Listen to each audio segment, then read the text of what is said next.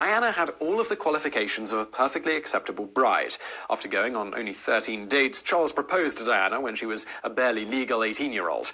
Even though they hardly knew one another, Diana felt as though becoming the princess was the sense of destiny that she had been waiting for all along. A couple of weeks after their engagement, the couple was interviewed by the press. Towards the end, the reporter said that they were very much in love. Diana replied, "Of course." Charles laughed, saying, "Whatever in love means." Watching the tape, you can clearly see that Diana was heartbroken. In later interviews, Diana defines that instance as the moment she knew that marrying him would be a huge mistake. However, the entire world had their eyes on her, and she knew it was her duty to go through with the marriage. Even to this day, Diana and Charles still go down in history for having one of the most expensive weddings. Experts estimate that today their wedding would cost anywhere from $70 to $100 million.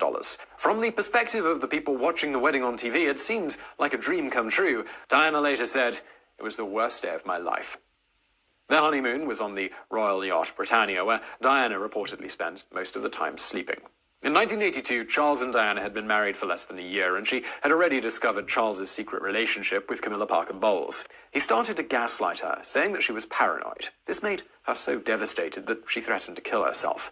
Charles ignored her and started to leave to go on a horseback trip. Diana threw herself down the stairs. The Queen rushed to her aid, screaming for a doctor. While all of the attendants surrounded the princess, Charles just kept on walking.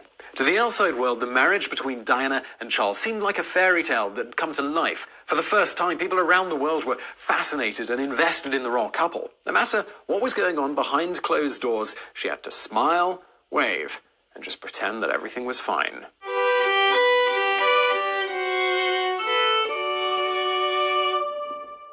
Diana was still just a teenager when she was put under pressure by the media to be this perfect princess. Combined with her unhealthy marriage, it was enough to make her spiral into a deep depression, and she became bulimic. She had so much empathy for other people that a particularly difficult meeting visiting the poor, sick, and wounded made her mental health a lot worse. Instead of recognizing that she needed help, Diana was treated like a child throwing a tantrum, and the royal family just continued to ignore her issues. William was born when Diana was 20 years old. Just barely out of her teenage years, she was supposed to raise the future king. Little William brought a lot of joy and purpose to her life. During interviews, the press would mostly ignore her while they spoke with Charles, only to ask Diana how the baby was doing. Even though this was actually very demeaning to her, Diana's face would light up and she would gush about how much fun she was having with him.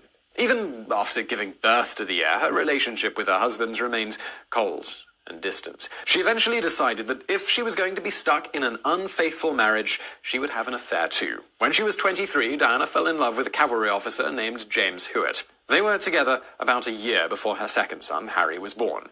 In pictures showing the two of them side by side, it is easy why people believe that James Hewitt might actually be Prince Harry's biological father. This is such a popular theory that it was even turned into a stage play that was performed on the West End.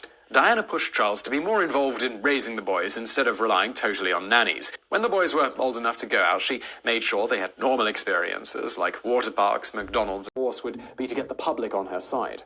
It was at this point that she decided to speak with a journalist named Andrew Morton about the truth of the dysfunctional household. Morton eventually published her biography called Diana, Her True Story, in her own words. For the first time in history, the public got a glimpse into the life of a royal marriage, and it certainly wasn't pretty.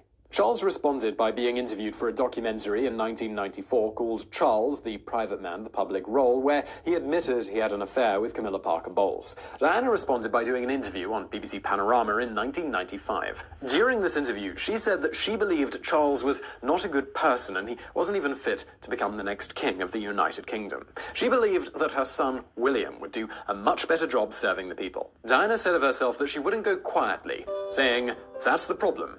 Diana and Charles were separated for years and were seeing other people. After the bickering back and forth in the media, the Queen herself demanded that they needed to officially get divorced. In 1995, Diana began dating an Egyptian millionaire named Dodi Fayed.